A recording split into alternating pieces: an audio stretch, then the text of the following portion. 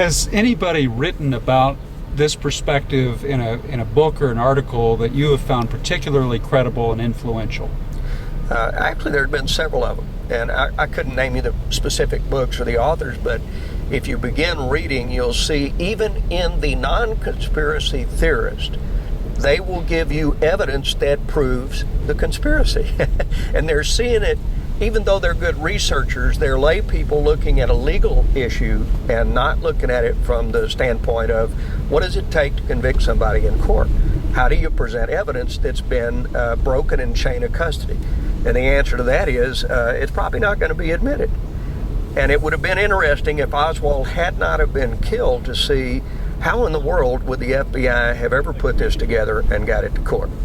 Because even if their motives were clear, I'm not real sure, because of the chain of custody of evidence being corrupted and redacted and moved around and witnesses being manipulated, that there would have ever been any successful prosecution on Lee Harvey Oswald for that crime. So this was something that Oswald was used in. Ruby came in and gunned him down in the basement of the courthouse on his transfer. That shut the case right there. And I think if Gerald Posner put the book out, case closed, I would tell Mr. Posner on this recording that the person that closed this case is Jack Ruby. Interesting. Well, you mentioned LBJ a couple of times, and I'd like for you as a Texan and somebody who studied LBJ's character and his reputation as a senator, and then his role perhaps in the Kennedy assassination that's alleged sometimes. Tell us a little bit more about LBJ, who he was. How can we understand him with his Texas roots, for example, too? Right. Well, in order to understand LBJ, as they tell you at his ranch when you go through the tour, you have to understand the man, and you have to understand the time and the things that affected him growing up and his family life. Came from a very powerful political Texas family. And in Texas politics back in the old days was very ruthless. There was a lot of ballot box stuffing, and most people have heard that story about the famous ballot box that was stuffed that got LBJ elected in the first place. The thing that LBJ liked was his size and his voice, and to demean people, stand over them and stand close to them, and really intimidate people to get to his objective, and win at all cost was his theorem. So when you go to his ranch and you look at this complicated man, he had this side of goodness, and some people argue, well, look at all the social programs he put together.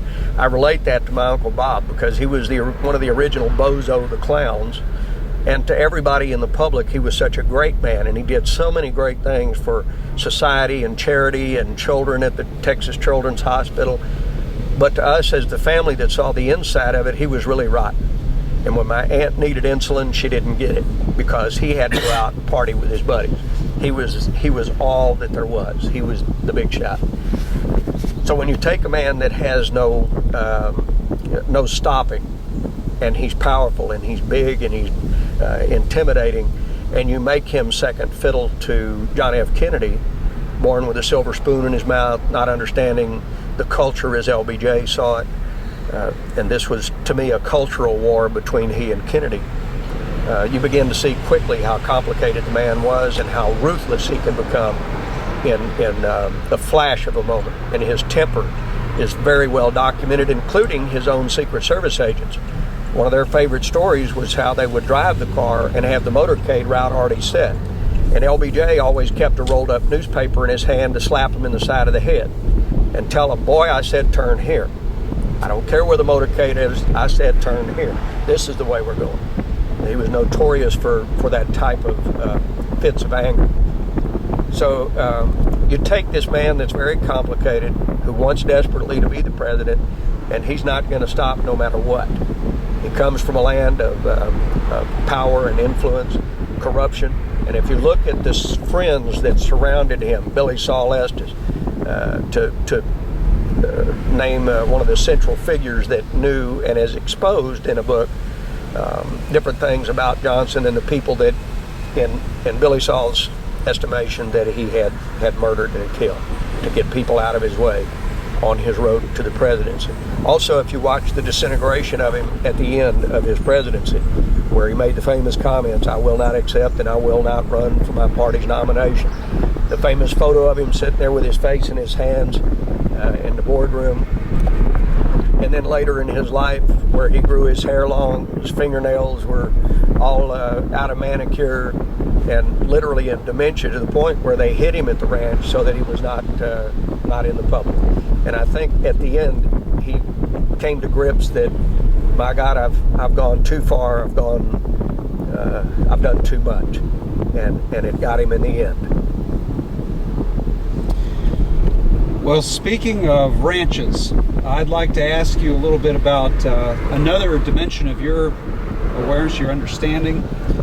You have been one of the last cowboys, I think, and you always sign your letters to me, still riding the wide plains of Texas. And I first met you when you were working as a cowboy on the George Ranch, and I wanted to ask you, we've talked a little bit about the importance of cowboying and how when you rise to ramrod, when you're ranching, you develop leadership skills. And I'd like to ask you to talk about that, because 4, and by some counts 5 of our presidents were cowboys at some point in their careers on the way to the White House or once they were in it. So could you just give us a little of your perspective of what it's like? First of all, you speak very eloquently about the American cowboy in American life, and speak a little bit about that, and then maybe from that into the leadership skills you think that our presidents would have picked up being cowboys. Well, you pick up a lot of skills cowboying as a young man. You learn a lot. You're taught from the very beginning to listen to your elders and respect your better. So horses and the connection with horses and the land, cattle, the hardship of life. And you go through so many storms, not only in your personal life, but actually out in the open range, where you go through the thunderstorms and the freezing rain and the cold and the heat, and you bear it all and you become tough. And your cow horse, your partner that works with you, helps solidify that toughness and that understanding of your attitude towards individual leadership and being individuals and not needing other people to help you. Mainly, you see a cowboy fall off his horse and he cuts himself or whatever. We doctor ourselves. We don't go out and start crying about it. We just butch it up, throw a little dirt on it, get back in the saddle, and get on to getting the work done. Pick it up and go. So these kind of things turn you towards that spirit of leadership, that in order to be a good leader, and today we have this fragmented type of leadership. We've got leaders, and we have administrators, and we have managers, and we have supervisors. All of these kind of muddy the water for a lot of the guys I've seen in business, to the point where they don't understand the separation of when am I a manager and when do I need to be a leader. So a good leader looks at all the people under his care, custody, and control, and he evaluates each one of those people. We're all blood, hair, meat, and bone, but that's where we separate, because we all have differences, racial differences, cultural differences, male and female differences, so we all have differences. A good leader will understand those differences, and he will shape his approach to each person, evaluating first before he opens his mouth. How do I handle this person, and which way do I approach in a demeanor that's going to be appropriate to affecting the right outcome here? Not to control the person, but you learn very quick as a cowboy, the object is not to control cattle, the object is to get them to cooperate. You can't go out with a 2,000-pound bull and start manhandling him. If he really wants to, you can have the biggest horse in the world, he's going to take you down. So people are the same way. Even though you're LBJ and you're bigger than somebody and you can tower over them stature-wise, that doesn't mean that little Johnny Bones gets mad at you when he gets fired and comes back with a gun and evens the playing field. Samuel Colt made the comment back in the Old West, again linking back to the cowboy theory about God created man, but Samuel Colt made him equal. And that's no lie. So as a cowboy growing up, you learn these leadership traits, and there's no confusion. There's no muddling this down to when you need to be a good administrator and those kind of things. However, in the modern business world and out in contemporary society, those things do have to be identified, because there are appropriate things there in that arena that don't exist in that particular cowboy realm.